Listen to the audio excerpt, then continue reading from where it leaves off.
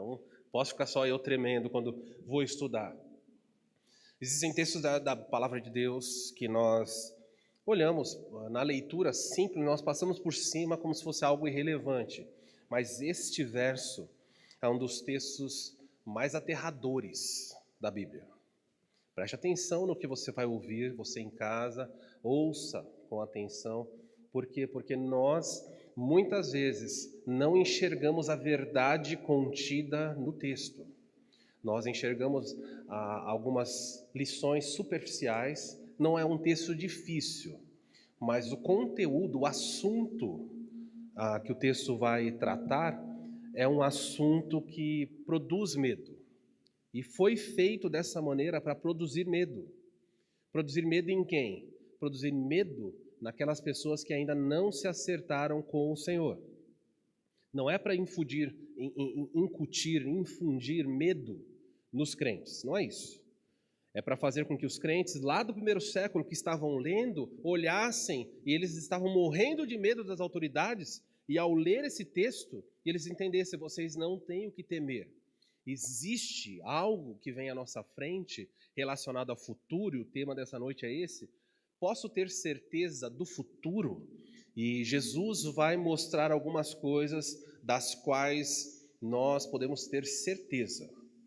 E quando nós falamos isso, e o leitor entendeu isso rapidamente, a certeza do que ele vai colocar aqui no texto deveria fazer qualquer pessoa que não conhece a Cristo como Senhor e Salvador perder o sono, viver apavorado.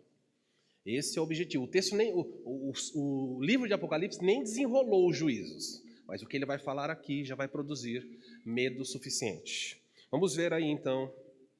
Diz assim, versos 7 e 8, o texto dessa noite, Apocalipse 1, 7 e 8. Eis que vem com as nuvens, e todo olho verá, até quantos o traspassaram, e todas as tribos da terra se lamentarão sobre ele. Certamente, amém. Eu sou o Alfa e o Ômega, diz o Senhor Deus, aquele que é, aquele que era e que há de vir, o Todo-Poderoso. Esse é o texto dessa noite. Vamos tirar as lições, vamos aprender os ensinamentos da palavra de Deus. A Bíblia, ela nos ensina, quando nós estudamos corretamente, ela nos ensina a respeito de certas certezas que nós devemos ter. No mundo é comum você encontrar o seguinte ditado. Qual é o ditado que você ouve por aí? A pessoa fala assim: na vida só tem uma coisa que é certa. Qual é? Viu? Isso é uma bobagem tremenda, tremenda. Do ponto de vista bíblico, isso é uma bobagem. A morte não é uma certeza. Há pessoas, pelo texto bíblico, pelo ensinamento bíblico, que não passarão pela morte. Não experimentarão a morte. O apóstolo Paulo diz em 1 Coríntios 15, ele fala assim: olha, alguns de nós serão transformados. Então a morte não é uma certeza. Ela pode ser algo inevitável para a maioria de nós, mas não é uma certeza. Viu como o crente, quando estuda a Bíblia, ele começa a entender? Talvez, se ele voltar na nossa geração, vários de nós, os salvos, não experimentarão a morte. E isso deve produzir no coração dos crentes uma esperança. O apóstolo Paulo, nos seus escritos, pela maneira como ele escreveu o texto bíblico, dava a entender que ele acreditava que não passaria pela morte, mas ele errou. Errou porque não era uma revelação de Deus, era só um entendimento dele. Ele diz assim: porque ao soar da última trombeta, os mortos ressuscitarão em Cristo. E ele fala assim: e nós, os que estivermos vivos, seremos transformados. Ele não falou e vocês, ele fala e nós, porque no primeiro século existia um conceito de que Jesus voltaria muito rápido. Da perspectiva deles, eles achavam que, por causa daquela tremenda perseguição, Jesus estava prestes a voltar. Dito isso, nós precisamos entender, então, se a morte não é uma certeza, quais são as certezas que nós podemos ter? E você pode falar, isso é certo, não tem como escapar. Olha só, a palavra de Deus nos dá a certeza de eventos que se cumprirão. A Bíblia diz e vai acontecer. Hoje nós vamos ver 3 certezas sobre o futuro da humanidade. 3 coisas que não tem como a humanidade escapar. É certo, vai acontecer. É mais certo que a morte. Isso que nós vamos falar aqui. Quais são as 3 certezas? A primeira certeza, bem simples, olha aí. A certeza de que Jesus voltará. Vamos ver um texto, não tem mistério, é um texto simples, mas vamos ver os conteúdos referentes a isso. Versículo 7, o apóstolo João diz assim: Eis, ele está tendo uma visão, ok? Como é que eu sei disso? Então, o versículo 10 fala: Achei-me em espírito no dia do Senhor. Então ele está na ilha de Pátimos e Deus vai desvendar para ele o futuro. E enquanto ele vai desvendar o futuro, ele fala assim: Eis que ele, Jesus, vem sobre as nuvens. João não está imaginando, João está vendo isso. Para ele contemplar esses eventos aqui, significa que o futuro já está escrito. João não está imaginando como vai ser o desfecho da história, ele está narrando. Ele fala: Eis, ele vem com as nuvens do céu. Jesus virá. Olha só, isso aqui é algo que é unânime entre as igrejas. As igrejas evangélicas, elas divergem em alguns assuntos. Mesmo sobre esse assunto, quando nós falamos, eis que ele vem com as nuvens do céu, ninguém discorda que ele vem. Há discordância de quando ele vem, mas não se ele vem. Não há igreja verdadeira que diz, será que ele vem? Não tem a igreja tal da não volta de Jesus. Não existe isso. Todos dizem, ele vem. Porém, quando nós nos deparamos com o cenário escatológico, o pessoal que está vindo de quarta-feira, a gente já falou um pouquinho sobre isso. Aqui essa linha, essa seta azul aqui seria a linha do tempo da história, tá bom? Então aqui, não toda a história, imagina aqui onde está aquela luz vermelha que eu estou sinalizando ali atrás. O pessoal da transmissão não vai ver a luz vermelha, mas é no começo da linha azul aqui dessa seta, seria a morte de Cristo. Depois da morte de Cristo, a história da igreja começou, e ela vem passando por aqui, vem caminhando, esse período é a história da igreja. Então as pessoas, o próximo evento à frente da história da igreja, aquele evento que nós aguardamos, primeiro é a ressurreição dos mortos em Cristo. O que é que vai acontecer? O próximo, no calendário de Deus, o que vem imediatamente à nossa frente? A ressurreição dos mortos em Cristo. Essa é a primeira coisa que vai acontecer. Segunda coisa, transformação dos crentes que estiverem vivos. Pastor, isso tem intervalo? Não, isso é meio que simultâneo, mas Paulo diz assim: e primeiro os mortos ressuscitarão em Cristo, e depois nós, os que estivermos vivos, seremos transformados. Então quem morreu em Cristo vai se levantar. Se levantar como? Hoje ele está, os crentes não podem ter dúvida em relação a isso. Onde estão as pessoas que partiram com Cristo? O apóstolo Paulo, diversos familiares, irmãos da igreja que partiram, que morreram. O corpo foi destruído, mas o espírito está com Cristo, está hoje na presença dele. Não está dormindo, está acordado, consciente. Aliás, tem uma lucidez muito maior do que tinha aqui. Eles estão lá no céu, mas se lembram de coisas que aconteceram na terra. Pastor, lembra do que aconteceu na terra? Lembra, cara, que lembra. O céu não é amnésia. Você não chega no céu e fala, nossa, quem eu sou? O que eu estou fazendo aqui? Pelo contrário, no céu há um desvendar. Em outros textos da palavra de Deus, você vê pessoas no céu orando a Deus e pedindo, Senhor, até quando o Senhor não vai se vingar daqueles que nos mataram? Como é que eles lembravam? Eles estão no céu. Pastores estão pedindo vingança, então a Bíblia fala que não tem problema. Você não pode se vingar, mas você pode pedir para Deus. Romanos 12:18 diz, a mim pertence a vingança, eu retribuirei, diz o Senhor. E eles estão pedindo para Deus, faça isso. E Deus fala para eles, espera um pouco, porque vão chegar outras pessoas ainda. Ok? Além a consciência no céu. Agora, as pessoas que partiram e estão lá, elas não têm corpo, elas estão em espírito. E o que vai acontecer no primeiro evento à nossa frente? O corpo dessas pessoas ressuscitará. A palavra ressurreição, uma das implicações dela é o levantar do corpo. O corpo precisa voltar à existência. Por quê? Porque nós somos seres que temos um aspecto material e um aspecto imaterial. E esses dois aspectos foram salvos por Cristo. Deus não salvou em Cristo apenas a sua alma, Ele salvou o seu corpo também. Olha que bênção, então Ele tem que fazer o seu corpo voltar. Da mesma forma, o incrédulo que morreu sem Cristo, hoje ele está acordado, consciente no inferno, em tormentos. E o corpo dele? O corpo dele também precisa ser ressuscitado. Por quê? Porque ele ofendeu a Deus não foi só com o espírito, ele ofendeu a Deus em corpo e alma. É por isso que Deus dará a ele um corpo imortal, para que a alma e o corpo possam ser punidos. Então esses eventos, esse primeiro evento, é o que vem à frente no calendário da igreja. Isso nenhuma igreja discorda. Nem presbiteriana, batista, ninguém discorda. Todos acreditam na ressurreição dos mortos. Agora, quando vai acontecer? As pessoas debatem. Então, quando nós olhamos então o primeiro evento à frente, ressurreição dos mortos e em seguida arrebatamento da igreja. A palavra grega harpazo significa rapto. Era a palavra usada para quando um bandido ou uma pessoa estava passando e um salteador. Por que tem esse nome salteador?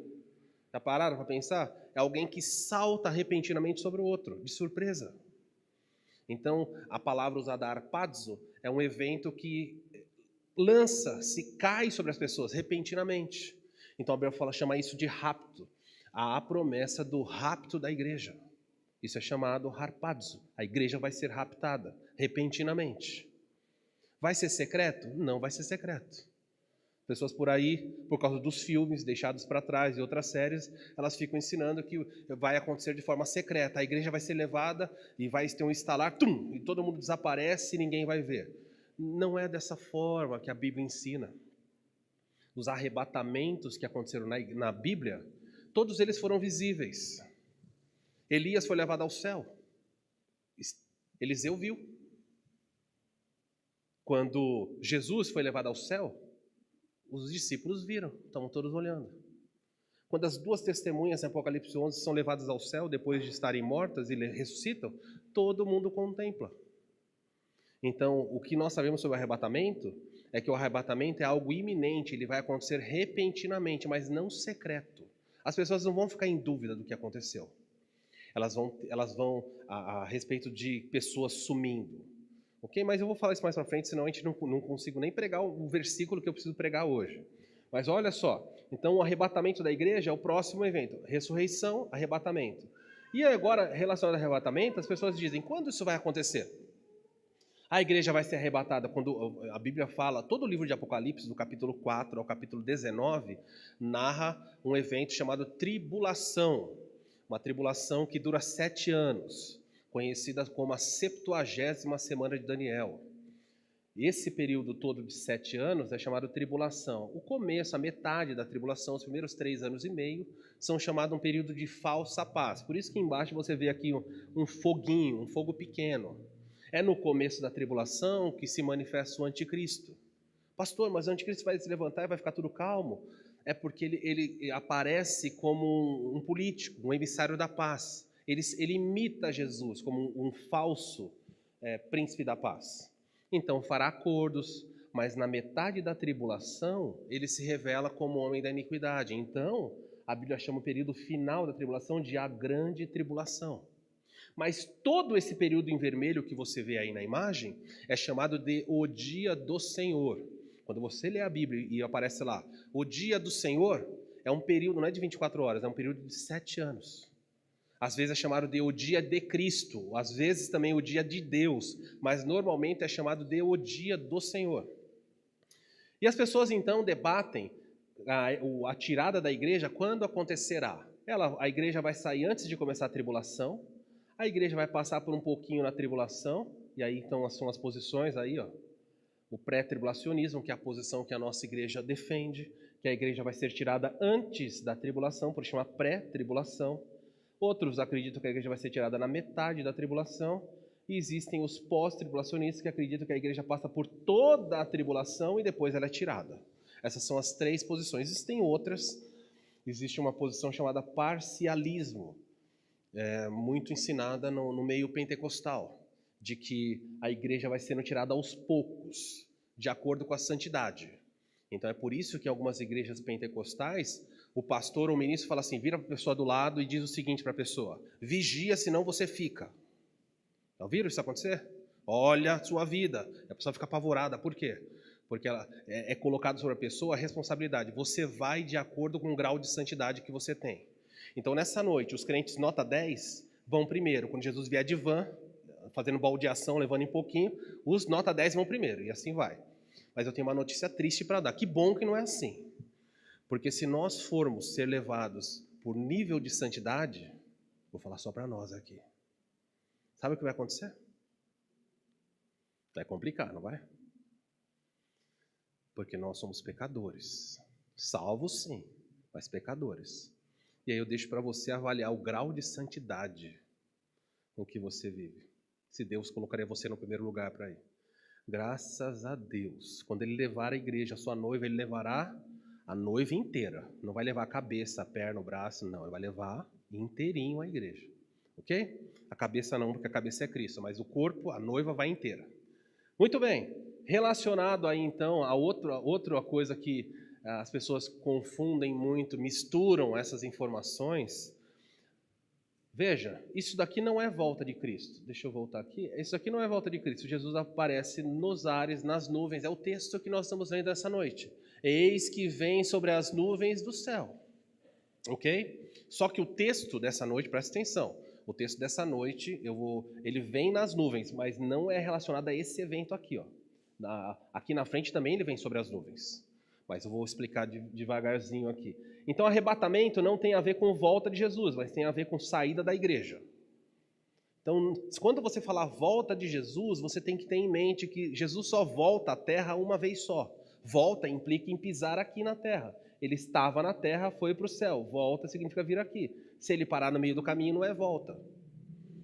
Se você for aos Estados Unidos e um dia você diz assim, olha, eu vou voltar aos Estados Unidos, se você for até Cuba, você não voltou nos Estados Unidos. Volta implica em você pisar lá de novo. Então, arrebatamento não é volta de Jesus. O que é volta de Jesus? Volta de Jesus é aqui. A segunda vinda de Jesus, ela acontece de novo. Ninguém nega que Jesus vai voltar. Eles debatem. Jesus vai voltar antes do milênio, então essa linha azul aqui é o tempo do reino milenar de Cristo. Jesus vai voltar à Terra antes do milênio e passar o milênio aqui com a igreja, ou não? Jesus vai voltar só no final do milênio. A igreja aqui vai evangelizar o mundo, colocar paz no mundo, e no finalzinho Jesus vem aqui. Essas são as posições. Existe uma posição chamada amilenismo. Não é que eles negam a existência do milênio. Os amilenistas dizem que nós já estamos no milênio. O milênio já existe. E nós já estamos no ano de paz, nos 1000 anos de paz. Aí basta você ligar o Datena e você vai ver que já cai por terra a teologia imediatamente. Não há paz, não dá para você imaginar a paz que a Bíblia diz hoje. Ok? Então, basicamente, eu queria que vocês guardassem isso a respeito do versículo que diz: eis que vem sobre as nuvens do céu. Todo mundo diz que Jesus vai voltar. Então, essa é uma certeza absoluta da palavra de Deus. Mas olha outros textos aqui. Aqui tem uma imagem que os artistas tentam reproduzir, procuram trazer à mente do leitor, evocando lembranças aí. Essa imagem remete-se ao texto de Daniel, capítulo 7. Daniel, capítulo 7, Daniel vê a mesma coisa que João está vendo. Em Daniel 7, ele vê tronos, ele vê um trono, e o texto fala assim que há um ancião de dias. Eu vou projetar esse texto, os outros você pode ir lendo, tá? Estava eu olhando nas minhas visões da noite, Daniel fala, estava lá eu, e eu tive uma visão de noite, Daniel fala. E olha o que Daniel vê. Eis que vinha com as nuvens do céu, um como filho do homem. O que ele está vendo? Ele está vendo o que João viu, o futuro está escrito. Daniel fala, estava contemplando as visões da noite e de repente eu vi um que era semelhante ao Filho do Homem que vinha nas nuvens do céu. E o que acontece? E ele se dirigiu ao ancião de dias. Ancião de dias aqui é a figura de Deus o Pai. O Filho do Homem, Jesus, o Filho do Homem é o título que Jesus mais gostava de usar. As pessoas queriam chamar ele de Rabi, Rabone, mestre, mas ele falava, eu sou o Filho do Homem. É isso que ele gostava de se identificar conosco. E a Bíblia fala, o Filho do Homem, um semelhante ao Filho do Homem, dirigiu-se ao ancião de dias, e o que aconteceria? O fizeram chegar até ele. Esse é o ancião de dias, sentado no trono, Deus o Pai.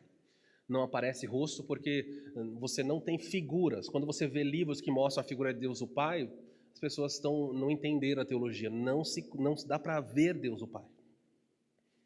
E o texto diz, fizeram Jesus chegar até ele, e foi-lhe dado domínio e a glória e o reino para que os povos, nações, homens de todas as línguas o servissem. E o que vai acontecer quando esse dia acontecer? Quando Jesus foi levado nesse cortejo que João e Daniel estão vendo, o que vai acontecer? Então foi-lhe dado domínio, que é um domínio eterno, e que não passará, o seu reino jamais será destruído. Haverá um dia na história em que Jesus virá sobre as nuvens do céu. E quando ele vier sobre as nuvens do céu, uma série de eventos vão se cumprir, que ainda não aconteceram. Olha o outro texto, Mateus capítulo 24, olha como a Bíblia aponta, é certo que Jesus virá. Logo em seguida a tribulação daqueles dias, tribulação, período do livro de Apocalipse. Logo em seguida a tribulação daqueles dias, o sol escurecerá e a lua não dará sua claridade. E as estrelas cairão do firmamento. Ou seja, ele está falando que existirão eventos cósmicos, apavorantes. Nem Hollywood pode reproduzir esse tipo de coisa. Ele fala que o sol, por alguma razão, vai parar de brilhar. Há um momento ali que ele para de brilhar. E se ele parar de brilhar, o texto fala que a lua não dá claridade porque ela reflete o sol. Só que não é só o sol escurecer. Vocês sabem que as pessoas têm medo quando o sol escurece. Eu recebo muitos e-mails. Pastor, vai ter um eclipse, pronto. É só abrir a caixa de e-mail, começa. Ou então, à noite, quando a lua fica vermelha, lua de sangue, que é chamada. Pronto, os e-mails já começam. Pastor, essa é a 7ª lua de sangue. As pessoas têm medo. E o sol, eclipses solares, por exemplo, deixavam as comunidades do passado apavoradas, com medo. Alguma coisa vai acontecer. Há um alinhamento. Então, há muito medo com isso. E o texto fala que o sol vai escurecer e as estrelas cairão. Isso aqui é assustador. Quando fala de estrelas caindo, estrelas são astros muito grandes. Se uma estrela, o sol é uma estrela, por exemplo, se uma estrela cair na Terra, o que acontece? Uma só, grande, destrói tudo. Me parece que ele está falando aqui de estrelas caindo do firmamento, dando uma descrição do que ele está vendo. Nós vemos as estrelas como pontinhos luminosos. Haverá uma chuva disso vindo para a Terra. Talvez meteoritos. Mas ele olha e fala, estão caindo do firmamento estrelas entrando na Terra. Então existe um poder, além da compreensão, agindo ali. E o que acontece? E os poderes do céu serão abalados, são os astros. Então aparecerá no céu o sinal do Filho do Homem, olha aí de novo, é próprio Jesus falando aqui, e todos os povos da terra, depois vamos falar o que é isso aqui, ó, lamentarão. Todos os povos da terra vão se lamentar. E o que acontece? E verão o Filho do Homem vindo sobre as nuvens com poder e muita glória. E a ênfase aqui na palavra é muita glória. E a glória vai ser tão grande. Imagina o esplendor disso, já que o sol não está brilhando. Então é algo que vai incutir na mente, para incutir na mente das pessoas, o imaginário deve produzir um tipo de temor. Ele voltará, isso é certo. É só você pensar quando, decidir quando. Olha Mateus 26, Jesus falando. Jesus, porém, permaneceu calado. O sumo sacerdote lhe disse, o sumo sacerdote, Jesus está sendo julgado. E ele está bravo, porque Jesus é o Messias ou não é o Messias? E o que acontece? O sumo sacerdote diz o seguinte: exijo em nome de Deus vivo que nos diga se és o Cristo, o Filho de Deus. O homem disse, chega de joguinhos, fale abertamente, você é o Filho de Deus? E olha o que Jesus fala. Jesus respondeu, é como você disse, é isso aí mesmo, eu sou o Filho de Deus. E logo em seguida ele emenda dizendo, e eu lhes digo que no futuro vocês verão o Filho do Homem sentado à direita de Deus Todo-Poderoso, olha aí, vindo sobre as nuvens do céu. A Bíblia não esconde que Jesus voltará nas nuvens do céu, de uma maneira que faz com que, independente de onde você esteja na terra, no globo, as pessoas verão. Mas dizem assim, quando Jesus voltar a televisão vai passar a internet. Não. Quando Jesus estiver prestes a voltar a este mundo, é muito difícil Quando estudarmos todo o livro de Apocalipse, vocês entenderão. É muito difícil que os sistemas tecnológicos estejam funcionando como hoje. Há batalhas de cavalo no final da história. Eu falo, o que é isso? Uma pessoa que me escreveu perguntando, pastor, isso é figurado? Vocês estão brigando de cavalo, hoje tem avião, tanque. Quem que luta de cavalo? Algo acontece. Em Apocalipse capítulo 14, fala que Deus tem que fazer secar o rio Eufrates para que os exércitos do leste, ou seja, do Oriente, China, Coreia, atravessem. Ué, para que tem que secar? Não tem avião, não tem barco? A Bíblia vai apontando um cenário de caos. Vocês sabiam o que é necessário? Vocês têm ideia do que é necessário para, por exemplo, fazer com que todos os celulares parem de funcionar hoje? Basta que o Sol, que todos os dias tem explosões solares. Só que o fascinante, e os estudiosos ficam boquiabertos com isso, é que o Sol tem explosões muito grandes, ondas muito poderosas. Mas ele sempre explode não na direção da Terra. Porque se ele explodir uma só, na direção da Terra, quando essas ondas chegarem aqui, todos os equipamentos eletrônicos vão cair. Vão parar de funcionar. E nós acabamos de falar sobre eventos sísmicos e cósmicos. Deus está avisando o mundo, o meu filho voltará. Isso é certo. Olha outro texto, Atos 1. Depois de ter dito isso, foi levado ao céu numas nuvens. Jesus subiu. Em Atos 1, conversando com os discípulos, ele começa. A história é tão fascinante. Jesus está conversando com os discípulos e contando para eles, olha, fiquem em Jerusalém até que vocês recebam o Espírito Santo. E simplesmente, numa boa, para Jesus parece natural, para a gente não é não. Ele está falando com os discípulos e ele começa a levitar na frente dos discípulos. O seu pé sai do chão. E um começa a cutucar o outro. E Jesus vai conversando numa boa, olha, fiquem em Jerusalém até receberem a promessa. Vai falando, tranquilo, o pessoal olhando. E Jesus subindo. E um olha para o outro e Jesus vai subindo, toda a autoridade foi me dada, e vai conversando com eles. Vão para Jerusalém, vai dando ordens, e vai subindo. E o que acontece? E os discípulos não conseguiram mais vê-lo, ele foi subindo numa nuvem até desaparecer. As nuvens cobriram ele. O texto bíblico está fazendo menção ao que aconteceu para reproduzir o que vai ser a sua volta. Ele subiu e as nuvens o cobriram. E o texto diz assim, continuaram a olhar atentamente para o céu, não conseguiram mais ver Jesus. Você já fez isso alguma vez? Ficar olhando para o céu e alguma coisa desapareceu? Está seguindo um balão, alguma coisa, falando, não, cadê? Se você for até a praça da cidade e você passar pela calçada e tiver alguém olhando para o alto assim, sabe o que você vai fazer? Você vai dar aquela olhada. Se tiver 10 pessoas parando assim, pode falar o que você quiser. Você vai passar um pouquinho, vai dar uns passos para o lado e vai fazer assim. E vai começar. E quando você vê que não está acontecendo nada, você chega perto da pessoa e fala, você está olhando o quê? Ele fala, shh. Aí você fica lá, chega uma pessoa e pergunta, você está olhando o quê? Ele fala, shh. E quando você for ver, tá uma multidão. Quanto mais pessoas pararem de olhar para o alto, mais vão parar. E os discípulos estão lá, olhando. Sumiu Jesus. Mas qual era a ordem de Jesus? Vá para Jerusalém. Mas eles não foram, eles ficaram olhando para o céu. E eles não perceberam que chegaram 2 anjos. Jesus chegou lá e falou, desce lá. O pessoal é complicado. Eu falei para ele, desce lá. Desceram 2. 2 homens vestidos de branco, 2 anjos, apareceram de repente no meio deles.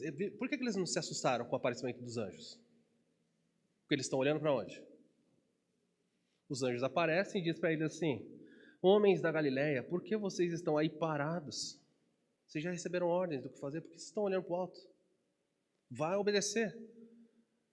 Esse Jesus que foi elevado no meio de vocês ao céu, olha aí, a certeza, voltará do mesmo modo como o viram subir. Como é que eles viram subir? Subiram, entrou nas nuvens. Agora nas nuvens ele volta e chega à terra. A Bíblia não esconde como isso vai acontecer. Queridos, Jesus voltará nas nuvens do céu, e aí eu poderia ficar gastando a noite aqui para mostrar diversos textos mostrando ele voltará.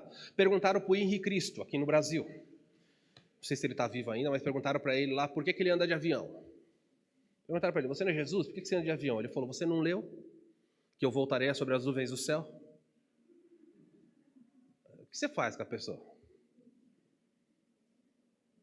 E ele disse, eu ando de avião porque a palavra do o meu pai, como ele falava, né? Disse que eu venho sobre as nuvens. E como eu vou vir? Eu não posso vir de trem. Todo lugar que eu vou de avião, porque eu tenho que vir pelas nuvens do céu. Isso é um atentado à inteligência, gente, de qualquer pessoa. Mas tem muita gente seguindo ele. Todos esses textos que eu mencionei para vocês são textos que falam sobre isso. Tessalonicenses, eu não vou ler, 1 Tessalonicenses 9:10 fala assim: e para aguardardes do céu Jesus, o Filho de Deus, que nos livra da ira vindoura. A Bíblia fala que Jesus virá do céu. Todos os lugares que você olhar mostra, Jesus voltará do céu. Então não é errado, quando você encontra alguns irmãos, não é totalmente errado, né? Deixa eu explicar melhor. Eu conheço pessoas que ficam olhando para o céu, falando, será que é hoje? Há um hino no HCC, acho que é o 150, que fala, será de manhã, no começo do dia, será na hora do almoço, será à noite, que eu vou cantar Cristo volta, aleluia. E aí eles estão contemplando a volta de Jesus. Porém, não é correto os crentes ficarem olhando para o céu, imaginando a volta de Jesus, as nuvens. Por quê? Porque quando isso acontece, ele vindo nas nuvens, a palavra de Deus diz que os seus santos estão vindo com ele. Então é o contrário. Alguns perguntam, você quer ver a volta de Jesus? Eu falo, eu não, eu quero vir com ele. Você ficou, se você for ver a volta de Jesus, é que você ficou. Aí sim, torça para ver a volta de Jesus, mas o negócio vai pegar muito mesmo, tá bom? Segunda lição do texto, segunda certeza, a primeira é, ele virá. Segunda certeza, Apocalipse 1:7. Eis que vem com as nuvens do céu. E a segunda lição é, e todo olho verá. E aí João coloca um adendo dizendo, até quantos? Até aqueles que o traspassaram, até aqueles que o mataram, eles também verão. E essa é uma das partes assustadoras do texto, porque esse dia é chamado de o dia do Senhor. Aliás, antes de ser a parte assustadora, ele está mostrando que a forma de Jesus, a maneira como Jesus voltará, é uma maneira visível, não voltará de forma invisível. Isso anula a seita do adventismo. Os adventistas, na época lá de 1844, marcaram o retorno de Jesus para 1844 e erraram. Então depois eles marcaram para 1845, março de 1845, e erraram de novo. Então eles jogaram para o fim de 1845 e erraram de novo.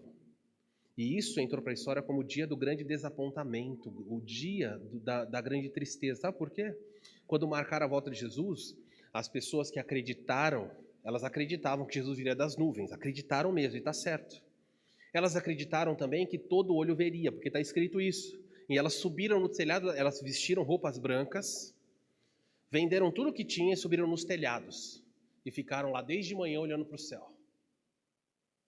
Aparecia uma nuvem, o pessoal, olha. Não, a nuvem passava, não, aquela não é. E ficava olhando. E o que aconteceu? Jesus não veio. O que você faz se você vendeu tudo, está vestido de branco no alto do telhado, e Jesus não voltou para te buscar naquele dia? Você quer explicações, você vai querer explicações. Então chamaram os dele e falaram, o que é isso? Ele falou, nós erramos. Desculpa, nós erramos. E aí remarcaram para o outro ano. E o pessoal, tudo bem. Esperaram de novo. Quando veio o desapontamento, marcaram a última vez e falou, não, ele vai voltar em tal época. E na terceira vez, quando Jesus não veio, houve pessoas que se mataram. Houve uma tragédia. E como é que o adventismo corrigiu isso? O que o adventismo fez para fazer com que as pessoas não abandonassem o adventismo de vez e fossem embora? Os líderes daquele movimento disseram o seguinte, não, nós acertamos a data, nós erramos, foi o evento. Como assim? Nesse dia, Jesus não veio de forma visível ao céu, aqui à terra.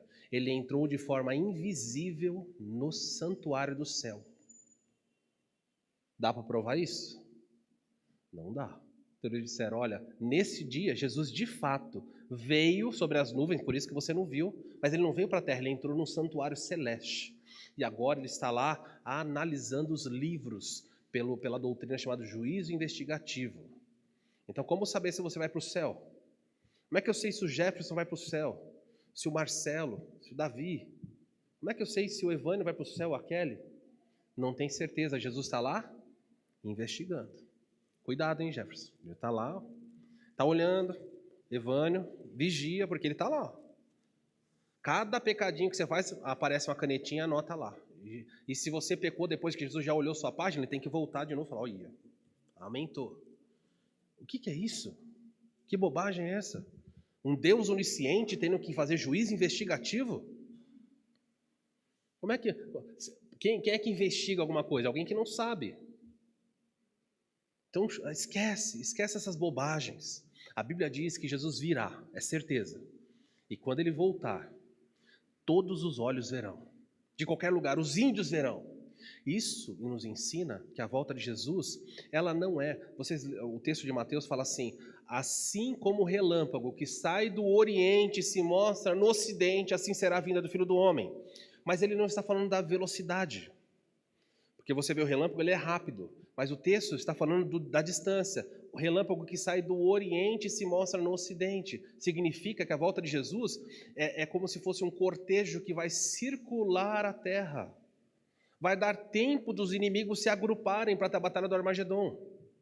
Mas vai ser uma coisa apavorante.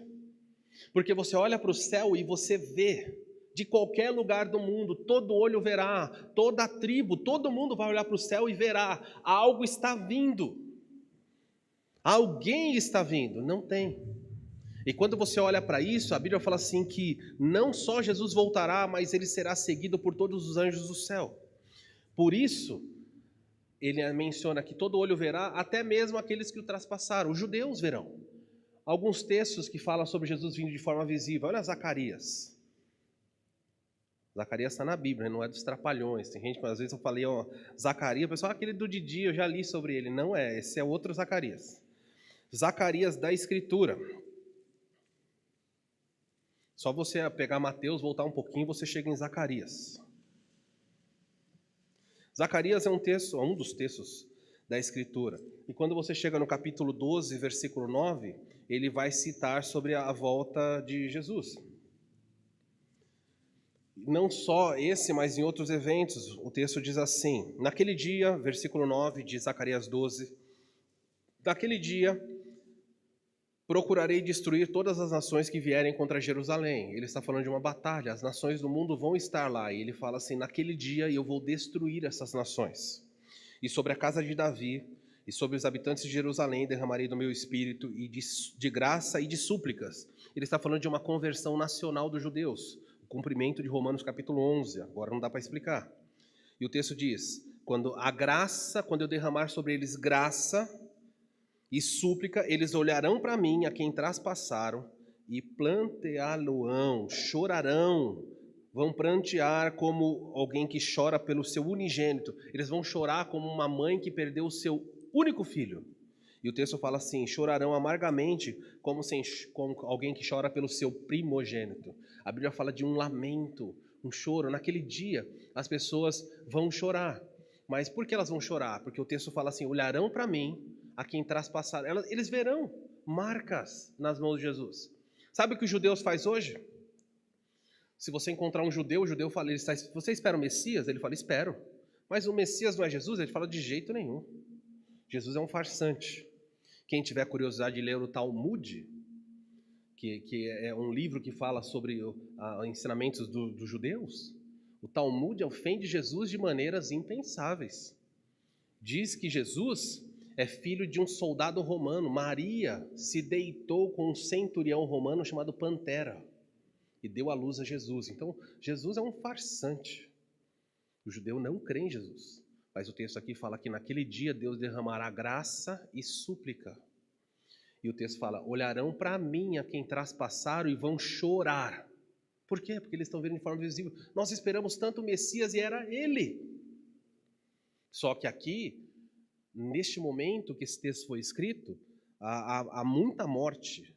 2/3 da população de Israel foi dizimada. A população de Israel hoje é por volta de 11 a 12 milhões de pessoas. 12 milhões de pessoas é a cidade de São Paulo. Essa é a população. E o texto fala que 2/3 morrem. 1/3 que sobrou corre para Jerusalém e está clamando. Senhor, nós vamos ser aniquilados. O anticristo vai nos destruir. Onde está o seu Messias? Onde está o Messias prometido? E o texto fala aqui, Jesus aparece, e verão o Messias e vão chorar. Era ele, o tempo todo. É isso que a Bíblia vai apontando aí. Lamentarão amargamente como quem lamenta seu primeiro filho, ou naquele dia haverá pranto em Jerusalém. Então, a primeira verdade, a primeira certeza da Bíblia é que Jesus voltará. E a segunda é que ele virá de forma visível. Não será oculto, não será escondido, não será disfarçado. Ele voltará e o mundo verá. E o mundo vai olhar e falar, é ele. E agora, queridos, para terminarmos, é a parte assustadora do texto. Porque esse texto fala que quando isso acontecer, ele voltar e as pessoas vão ver, haverá na terra, o texto fala que haverá lamento em toda a terra, haverá um choro como nunca teve, mas é tarde demais. Não tem retorno para isso. E a última parte do texto, aqui é outro texto que já citei, aparecerá no céu e verão o Filho do Homem mostrando que ele vem de forma visível. A terceira lição desse texto, terceira certeza, ele vem, segundo, vem de forma visível e ele vem para punir o mundo.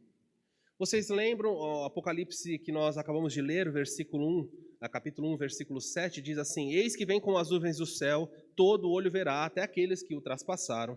E o texto termina dizendo, e todas as tribos da terra, todos os povos de todos os lugares, lamentarão sobre ele. Vocês lembram o que aconteceu quando Jesus nasceu? Na noite em que Jesus nasceu? Apareceram subitamente uma milícia celestial de anjos do céu. E o que os anjos disseram? Eis que vos trago novas de grande alegria. Isso foi a primeira vinda. Mas quando ele vem pela segunda vez, há na terra choro em todos os lugares. É apavorante, é aterrador. Eu vou citar alguns textos para vocês terem ideias. E todos os povos lamentarão. A primeira vinda de Jesus foi algo motivo de alegria, o pessoal rejeitou. Então agora ele volta não como um bebê humilde, ele volta como um exterminador. Ele volta como um guerreiro que sem igual. Olha os textos bíblicos. Eu estou lendo Isaías capítulo 2. Olha o que a Bíblia diz. A arrogância dos homens será abatida e o seu orgulho será humilhado. Isso ele vai falando que vai acontecer quando ele voltar com os homens da terra. Somente o Senhor será exaltado naquele dia. Hoje as pessoas não se exibem, o texto fala, somente Deus naquele dia, somente Cristo será exaltado. E os ídolos desaparecerão por completo. Olha o que acontece com os homens. Olha porque há lamento. Os homens fugirão para as cavernas das rochas. Por que as pessoas estão se escondendo em rochas, a população? E para os buracos da terra, por causa do terror que vem do Senhor. E do esplendor da sua majestade quando ele se levantar para sacudir a terra. Queridos, o texto fala que ele se levanta e volta para a terra e as pessoas se escondem. Elas começam o texto bíblico fala que as pessoas querem morrer.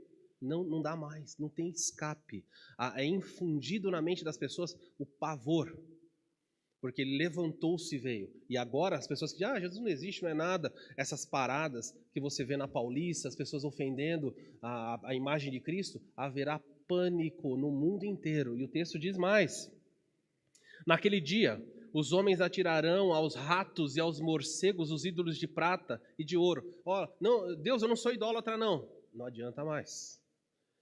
O que fala mais? Ídolos de ouro e prata, que fizeram para si, fugirão para as cavernas das rochas e para as brechas dos penhascos, por causa do terror que vem do Senhor e do esplendor da majestade, quando ele se levantar para sacudir a terra. Olha o texto, Amós capítulo 5, olha como os profetas do Antigo Testamento falaram assim, tremam os povos, o Senhor voltará. Ai dos que anseiam pelo dia do Senhor. Tinha gente que diz assim, quem dera o dia do Senhor venha logo. Olha o que a Bíblia ensina sobre o dia do Senhor. O que vocês pensam do dia do Senhor? E aí agora ele descreve, será dia de trevas e não de luz. O dia, o momento da história, o período dos 7 anos é terrível, mas o dia que ele volta, o texto fala, será um dia de trevas e não de luz. E aqui é literal. Haverá trevas na terra. Por quê? Nós vimos o que acontece com o sol. Será como se o homem fugisse de um leão e encontrasse com um urso. Ele fala assim, não tem. Já ouviram a expressão, se ficar o bicho pega? E se correr o bicho come? É isso aqui. É você foge do leão e dá de frente com o urso. Não tem, você vai ser, ou seja, em outras palavras, você será despedaçado se você não tiver fé em Cristo. E o texto diz mais, o dia do Senhor será de trevas e não de luz. Não haverá um só raio de claridade no meio das trevas.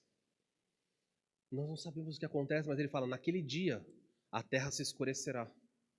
Você pode imaginar, se fica escuro quando uma tempestade vem, as pessoas já ficam com medo? O texto fala assim, não haverá um só raio de claridade naquele dia. Pânico. Luz, não tem nada. O único lugar que haverá luz é quando elas olharem e observarem o Senhor se aproximando. Os textos são tremendos. Zacarias 14, olha o que fala. Acontecerá que naquele dia que não haverá luz, mas frio e gelo. Ele descreve, haverá quem não gosta de frio. O texto fala assim, o sol vai parar de brilhar, haverá pânico, o dia vai se esfriar. Um juízo está se aproximando terrível. Mas será um dia singular, conhecido do Senhor. E aí ele fala uma coisa interessante, ele fala que o controle de dia e noite que nós temos para de existir. Ele fala assim que chega no final da tarde, quando fosse normal pelo horário escurecer, fala, haverá uma luz. E essa luz é uma luz de juízo que está se aproximando. Não será um dia, não será nem dia nem noite, mas haverá luz à tarde. Ou seja, o horário que era para estar escuro, haverá uma luz se aproximando. Pânico. Zacarias 14 ainda. Nem Hollywood consegue produzir. Olha que tipo de pânico é esse. Por isso as pessoas falam assim, será que é literal? O que vai acontecer com as pessoas quando o dia do Senhor chegar? Os inimigos, principalmente os que estiverem em Jerusalém, perseguindo os judeus. Esta é a praga com a qual o Senhor castigará todas as nações que lutarem contra Jerusalém naquele dia. A sua carne apodrecerá enquanto estiverem ainda em pé. O que é isso? Já viram aqueles filmes que a pessoa começa a cair? O texto fala assim, que a carne das pessoas começará a se desfazer, elas estão em pé. E o texto diz mais, os seus olhos apodrecerão nas suas órbitas, e a sua língua apodrecerá dentro das suas bocas. Eu não sei que tipo, a gente não tem paralelo para isso. Nós temos, na história, um personagem que morreu assim. O texto fala que ele foi comido por vermes, está lá em Atos capítulo 12.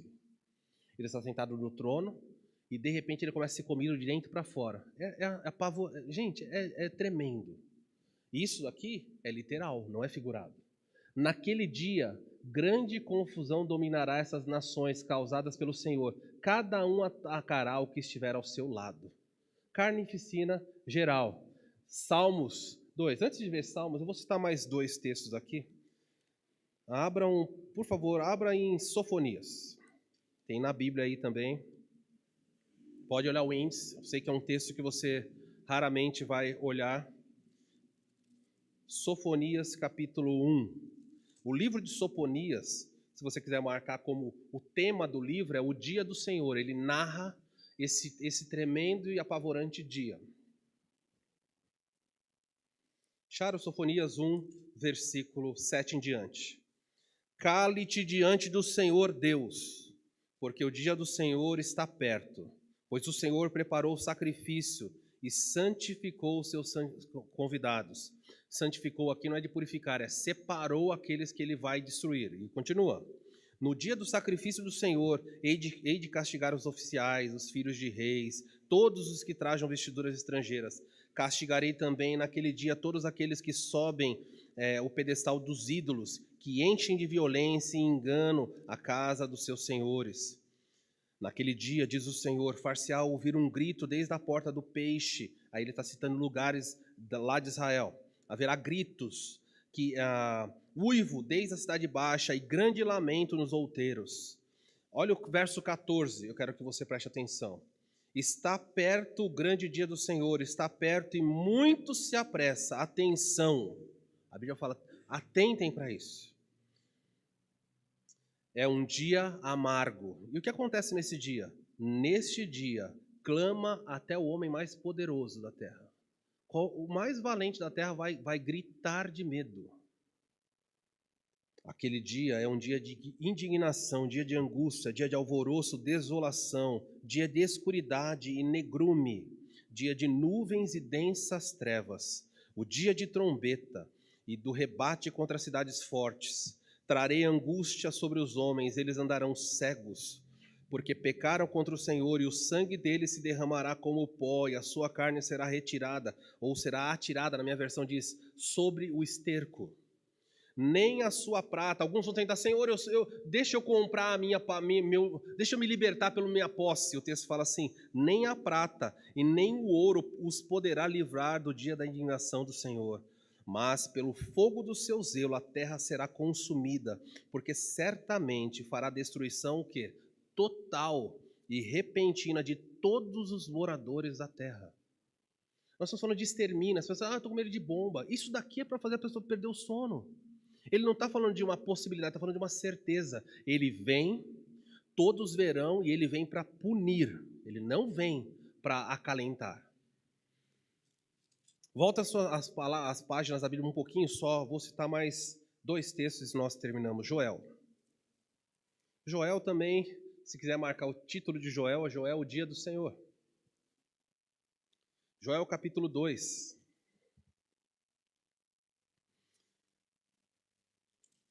Sharon diz assim, tocai a trombeta em Sião, Joel 2:1. Tocai a trombeta em Sião e dai voz de rebate no meu santo monte. O texto diz, perturbem-se todos os moradores da terra, porque o dia do Senhor vem e está próximo. Dia de escuridade e densas trevas. Veja como cada um dos profetas disse, haverá um dia de trevas apavorante. E mais, como a alva por sobre os montes, assim se difunde o povo grande... 2. Dia de escuridade e densas trevas, dias de nuvens e negridão. Como a alva por sobre os montes, assim se difunde um povo grande e poderoso, o qual desde o tempo antigo nunca houve, nem depois haverá pelos anos adiante de geração em geração. Ele fala que haverá um pânico que nunca existiu e nem existirá depois desses dias. Olha, Deus está se aproximando. Olha a descrição que ele vai dizer no verso 3. À frente dele, à frente de Deus, vai fogo devorador. E atrás dele chama que abrasa. Diante do Senhor que está vindo sobre a terra é como um jardim do Éden. Sabe o que ele está dizendo aqui? Que quando Deus se aproxima da terra, a terra está bonita. Tudo lindo. Mas olha quando diz assim, mas atrás dele há um desespero assolado e nada lhe escapa. Ele está passando sobre a terra e consumindo tudo. Para onde você vai? Para onde você corre? Por isso que a Bíblia fala em Apocalipse 6 que as pessoas entram em cavernas. Por favor, pedras nos escondam. Não há fuga. O texto fala que ele passa com fogo sobre tudo. Não vai terminar em água. Em Pedro diz que os elementos serão abrasados, os astros serão dissolvidos por fogo. O que é isso, queridos? Verso 4. A sua aparência é como a de cavalos com seus cavaleiros, estrondeando com carros, vem saltando pelo cume dos montes, crepitando com chamas de fogo que devoram o restolho de um povo posto em ordem em combate. Diante deles tremem os povos e todos ficam pálidos. Correm como valentes. Correm como valentes? Sabe o que significa isso aqui? Não é que eles correm como valentes para lutar. O valente, quando ele vê um inimigo, ele corre firme para atacar. Só que isso aqui ele está falando assim, eles correm como pessoas valentes, mas não para atacar, para fugir. E o texto diz mais. Como homens de guerra sobem em muros, cada um vai no seu caminho e não se desvia da sua fileira. Não empurram uns aos outros. Sabe o que significa não empurram uns aos outros? Eles não correm em fileira, um pisando no outro. Ou seja, cada um vai para um lado. O pânico é total. Apavorado com o que estão vendo. Diz mais, arremetem-se contra lanças e não se detêm no caminho. Se tem pontas, se tem coisas perigosas, eles vão passando, vão se ferindo, não tem problema, eles precisam fugir do fogo que se aproxima. Verso 10, diante deles treme a terra, os céus e se abalam, o sol e a lua se escurecem. De novo, a descrição de juízo do celeste, as estrelas se retiram seu esplendor. O Senhor levanta a sua voz diante do seu exército, porque muitíssimo grande é o seu arraial, porque é poderoso quem executa as suas ordens. Sim, olha como Joel termina. Grande é o dia do Senhor e muito terrível. Quem poderá suportar isso? O mundo hoje à noite, está comendo pizza, está assistindo Fantástico, está se divertindo. Mas isso está se aproximando. O tic-tac do relógio de Deus não para. Isso está vindo, está pairando. E só há um jeito de escapar, não há outro. Último texto, aí em Ezequiel mesmo, capítulo 3, versículo 13. Lançai a foice, Joel 3:13. Lançai a foice, porque está madura a seara. Vinde e pisai, porque o lagar está cheio. Os seus compartimentos transbordam, porque grande, muito grande é a malícia. Multidões e multidões no vale da decisão. Ele está falando da batalha do Armagedon aqui. Porque o dia do Senhor está perto, no vale da decisão. O sol e a lua escurecem, as estrelas tiram o seu esplendor. O Senhor brama de Sião e se fará ouvir de Jerusalém. Os céus e a terra tremerão, mas o Senhor será refúgio do seu povo. Graças a Deus por isso. E fortaleza para os filhos de Israel. Sabereis assim que eu sou o Senhor, o vosso Deus, e que habito em Sião, no meu monte santo. Jerusalém será santa. E olha como ele termina. Os estranhos não mais passarão por ela. Não adentrarão naquela cidade como hoje estão pessoas profanas. A Bíblia fala de 3 certezas. Ele vem, todos verão. E os que contemplarem a vinda dele, estando aqui, vão se lamentar. Ai, como eu queria ouvir aquele meu parente que me falou. Quantas vezes eu fui na igreja, não dei ouvidos. Achei que era bobagem, zombei dos crentes. Estou tão preocupado em juntar dinheiro, tesouro, Gente, eu estou preocupado com o meu futuro. Esse daqui é o futuro. Esse é o futuro que as pessoas deveriam se preocupar. Queridos, eu poderia passar por diversos textos que querem infundir medo. E como escapar disso? O primeiro salmo da Bíblia, na verdade o salmo número 2, não o primeiro, o segundo salmo da Bíblia diz assim que nós deveríamos beijar Cristo. Beijai o Filho antes que ele se levante. Salmo 2:11, servir ao Senhor com temor. Olha o papel dos crentes e de quem quer escapar de tudo isso que nós falamos hoje. Servi ao Senhor com temor e alegrai-vos nele com tremor. Faça isso. Sirva a Deus temendo a Ele e trema diante dele. Beijai o Filho para que não se irrite e não pereçais pelo caminho. Por quê? Porque dentro em pouco se lhe inflamará a ira. Ou seja, daqui a pouquinho o Filho vai se levantar em ira. A minha pergunta para você, para terminarmos o culto dessa noite, é: você já beijou o Filho no Oriente? Beijar era sinal de amizade. Lembra quando Judas beijou Jesus? Fala, Judas, com um beijo você vai trair o Filho do Homem? De tantos sinais que você poderia escolher, você escolheu o sinal de grande amizade. Você já beijou o Filho pela fé? Quando o Filho se levantar em ira sobre essa terra, você ficará aqui para presenciar isso? Não importa quanto você vem à igreja, não importa quanto você diga que gosta de Jesus, se você não beijou a Ele pela fé, arrependendo-se dos seus pecados, todos esses juízos narrados aqui virão. E naquele dia você se lamentará mais ainda, porque você teve a oportunidade de ouvir há pessoas nesse mesmo horário fazendo muitas coisas, não querem nem saber, mas você está aqui e Deus está avisando você. Não é coincidência, não é por acaso. Que Deus tenha piedade, porque Ele está voltando. E ao que está sentado no trono e ao Cordeiro pertencem a salvação. Maranata, ora vem, Senhor Jesus. Vamos orar. Pai, eu quero humildemente pedir que o Senhor tenha misericórdia daqueles que por alguma razão escutam muitas vezes a sua voz, mas estão tão preocupados com as coisas deste mundo. Satanás os entreteu, Satanás os convenceu de que a vida é só essa, que devem correr atrás de prazer físico, que devem correr atrás de realizar os seus sonhos, viajar, conhecer a terra, gerar patrimônio. Esse é o alvo da vida. E Satanás tem dito: sejam felizes, não se preocupe com o pecado, com o inferno. Isso é bobagem, isso é invenção dos crentes.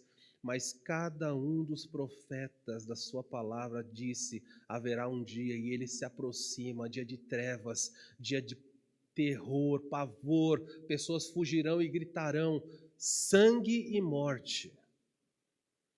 E elas poderiam escapar disso simplesmente reconhecendo que são pecadores, simplesmente reconhecendo que o Filho já veio à Terra há muito tempo atrás como um bebê e nos trouxe novas de grande alegria. Mas há pessoas que não aceitaram a boa nova do Cristo bebê, do Cristo servo, do Cristo substituto que padeceu por nós. E quem rejeita o Cristo bebê, e quem rejeita o Senhor que doce se entregou por nós na cruz, então se encontrará com um juiz que esmagará e lançará por toda eternidade em tormento. Ah, Senhor, o que fazer? Nós pregamos a verdade, mas não temos o poder de abrir os olhos, os ouvidos da alma. Santo Espírito, faz isso nessa noite. Tira o sono, tira a paz daqueles que ainda não te conhecem.